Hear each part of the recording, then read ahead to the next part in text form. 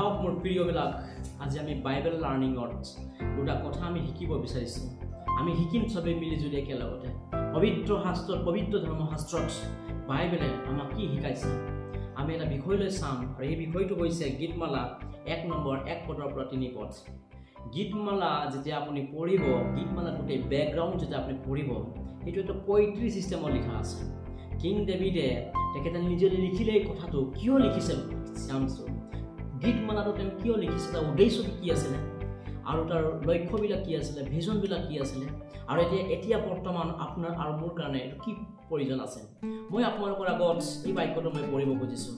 ইয়াত এনেকৈ লিখা আছে, যি মানুহে দুষ্টবোৰৰ আলোচনাত নচলে, পাপীবোৰৰ পথত থিয় নহয়, আৰু নিন্দকবোৰৰ আসনত নবহে, কিন্তু জিহুৱাৰ ব্যৱস্থাত সন্তুষ্ট হয় আৰু দিনে ৰাতিয়ে তেওঁৰ ব্যৱস্থা ধ্যান কৰে, সেই মানুহে ধন্য। সেই মানুহ বতৰত ফল দিয়া, পাত জৈ নপৰা, গুৱাহাটী পানীত দাঁতিত লোৱা গছৰ নিচিনা। সেই মানুহে কৰা সকলো কৰ্ম সফল হয়। প্ৰিয়বিলাক, ইয়াত 3টা পদ যেতিয়া আমি পঢ়িলোঁ, তাৰ 3টা কথা ঈশ্বৰে তেখেতৰ দাসৰ দ্বাৰা প্ৰকাশ কৰিব বিচাৰি আছে।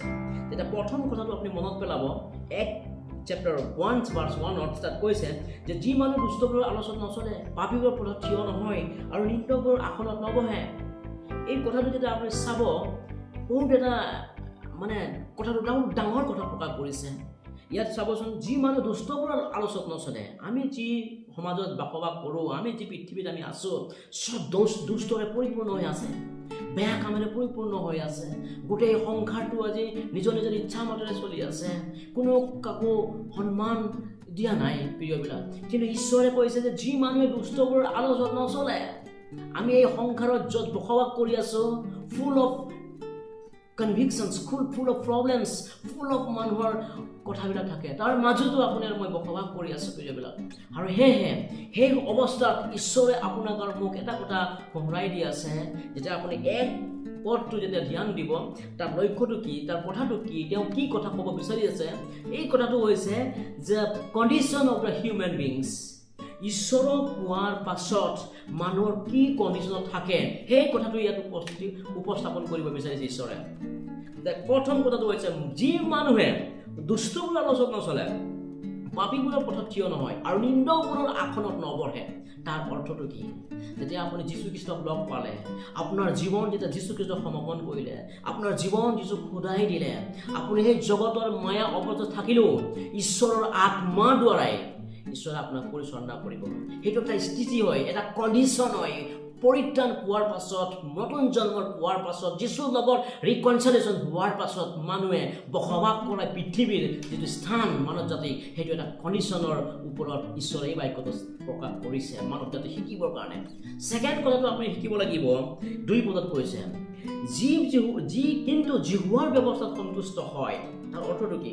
তাৰ অৰ্থটো হৈছে যিবিলাক ব্যক্তি, যিবিলাক ঈশ্বৰৰ দাস দাসীবিলাক সঁচাকৈ পৰিত্ৰাণ পাইছে, সঁচাকৈ মুক্তি পাইছে, সঁচাকৈ তাৰ জীৱন প্ৰভুৰ লগত আছে, তাৰ কেৰেক্টাৰটো চেঞ্জ হৈ যাব।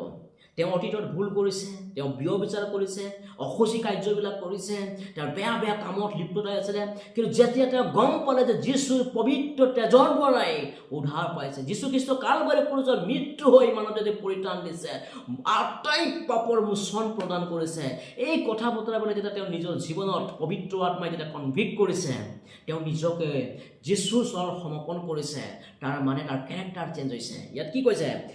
কিন্তু জিহুৱাৰ ব্যৱস্থাত সন্তুষ্ট হয়। 24 ঘণ্টাত তেওঁ গোটেই 24 ঘণ্টাত ঈশ্বৰক 24 ঘণ্টাত সময় দিয়া, আত্মাৰে হৈছে কানেকশ্যন কৰা, ঈশ্বৰক প্ৰথম স্থান দি তাৰ জীৱনটো অতিবাহিত কৰাটোৱে তাৰ কেৰেক্টাৰ বুজাইছে। ছেকেণ্ড ভাৰ্চত কি কৈছে? আৰু দিনে ৰাতিয়ে তেওঁৰ ব্যৱস্থাত ধ্যান কৰে, সেই মানুহে ধন্য। অকল চানডে হ'লে নহয়, অকল কিবা স্পেচিফিক দিনত তেওঁ প্ৰাৰ্থনা কৰা ছিষ্টেম নহয়, সেইজন ব্যক্তি দিনে নিশাই ৰাতি অনবৰত এই কথাবিলাক আলোচনা হ'ব। সেইটো হৈছে এটা character of the born again persons, the character of the saved peoples. এই জগতৰ পৰা উদ্ধাৰ পোৱা, সেই জগতৰ মহামাৰীৰ পৰা, অসুচিতাৰ পৰা, ব্যভিচাৰৰ পৰা, সকলো কুকাৰ্যৰ পৰা নিজৰ জীৱন নতুন পৰিৱৰ্তন কৰিবলৈ যীশুৰ শক্তিৰ ওপৰত, পবিত্ৰ আত্মাৰ শক্তিৰ ওপৰত নিৰ্ভৰ কৰাটোকেই সেই ভাৰ্চত প্ৰকাশ কৰিছে, the character of the born again persons। এইটো ছেকেণ্ড কথা এই 2 পদত ভাৰ্চটো প্ৰকাশ কৰিছে। 3 পদ যেতিয়া আপুনি পঢ়িব, তাত লিখা আছে যে যি মানুহে বতৰত ফল দিয়া, আৰু পাত জৈন পৰা বুৱতী পানীৰ দাঁতিত তোৱা গছৰ নিচিনা সেই মানুহে কৰা সকলো কৰ্ম সাম্পল হয়। আজি আপুনি চাব বহুত প্ৰিয়বিলাক, বহুত ভাই ভনীবিলাকে নিৰন্তৰ উপবাস থাকি প্ৰাৰ্থনা কৰে, গোটেই জীৱনটো খালি বিচাৰি থাকে, তেওঁলোকে নাপায়। Why God don't want to give to them? Why people are so problems, having a lot of burdens, problems? Why? কিয় বুলি ক'লে আপোনাৰ এই ফৰ্মুলাটো ঈশ্বৰে দি ৰাখিছে। সেই মানুহে বতৰত ফল দিয়া আৰু পাত জৈ নপৰা বুৱতী পানীৰ দাঁতিত তোৱা গছৰ নিচিনা সেই মানুহে কৰা সকলো কৰ্মবিলাক সাম্পল হয়। ঈশ্বৰে যেতিয়া আপুনি ঈশ্বৰক যেতিয়া আপুনি পাব, আপোনাৰ জীৱন সমৰ্পণ কৰিব লাগিব। আপুনি ডাইৰেকশ্যন অফ দ্য স্ক্ৰিপচাৰ, ঈশ্বৰৰ ডাইৰেকশ্যনত যেতিয়া চলিব, নিজৰ জীৱনটো সমৰ্পণ কৰিব, সেই পবিত্ৰ আত্মা শক্তিৰ ওপৰত নিৰ্ভৰ কৰিব, আৰু যেতিয়া আপুনি ঈশ্বৰৰ প্ৰথম স্থান দি যাব, তেতিয়া আপুনি সকলো দিশতে আশীৰ্বাদ হ'ব, সময়ত ফল ধৰা।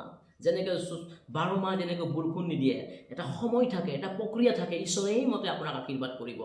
সেইকাৰণে প্ৰিয়বিলাক, আজি এই বাইবেল লাৰ্ণিঙত 3টা পদত ঈশ্বৰে 3টা কথা ক'ব বিচাৰি আছে। প্ৰথম কেৰেক্টাৰটো হৈছে যিটো কণ্ডিশ্যন মানৱ জাতিক পৰিত্ৰাণ পোৱাৰ পাছত তেওঁ দুষ্টতাৰ চৰণত নচলিব, কুকাৰ্যত থাকিব, কিন্তু তেওঁ কুকাৰ্যৰ পৰা বিৰত থাকি নিজৰ ধাৰ্মিকতাৰে ঈশ্বৰৰ বাক্যৰ সৈতে থাকিব।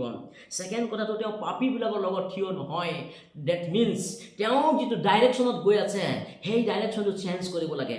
যিটো তেওঁ ষ্টেপ গৈ আছিলে, তাৰ পৰা ঘূৰি কিনে ঈশ্বৰৰ পবিত্ৰ শাস্ত্ৰৰ মতে চলিব লাগে। ছেকেণ্ড কথাটো, যেতিয়া আপুনি মানে আপোনাৰ লক্ষ্য, ভিজন, আপোনাৰ গোটেই ধাৰণাটো খ্ৰীষ্টৰ বাক্যৰ লগত উৎপন্ন হ'ব। থাৰ্ড কেৰেক্টাৰটোৱে হৈছে আমি সময়মতে যেতিয়া যিটো সময় হ'ব সেই ফলবিলাক প্ৰদান কৰিব পাৰিব। প্ৰিয়বিলাক, সেইবাবে বাক্য ডিছকাশ্যনৰ সময়ত, লাৰ্ণিং বাইবেলত ঈশ্বৰে আশীৰ্বাদ কৰক। আহক আমি প্ৰাৰ্থনা কৰিম। সৰ্বশক্তিমান ঈশ্বৰ, আপোনাক ধন্যবাদ কৰোঁ, সেই জীৱন্ত বাক্য তুমি দান কৰিলা। তোমাৰ জীৱিত বাক্য আজি আমি আলোচনা কৰিব পাৰিছোঁ। ঈশ্বৰ, আজি মাধ্যমৰ পৰা লাৰ্ণিং বাইবেলত আজি তোমাৰ দাগ দাঁঠিবিলাকে শুনিবলৈ যাব, শিকিবলৈ যাব, তুমি অনুগ্ৰহ কৰিবা, আশীৰ্বাদ কৰিবা। তোমাৰ শ্ৰীচৰণত সমৰ্পণ কৰি জাষ্ট প্ৰাৰ্থনা যীশু নামত খুজিলোঁ, আমেন।